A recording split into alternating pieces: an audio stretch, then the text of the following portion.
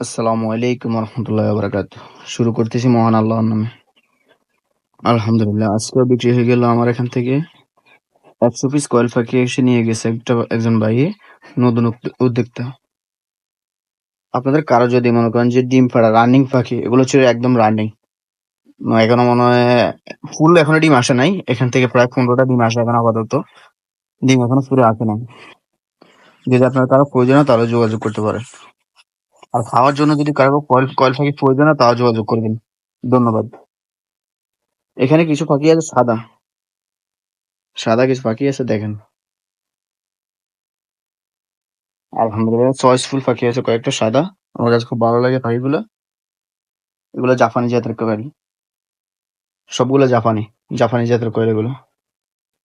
আর যারা কোয়েল পাখি পালন করে তারা জানে জাপানি জাতের কোয়েল সবচেয়ে বেস্ট, অনেক ভালো, এবং কি এগুলো অনেক টেকসই হয়।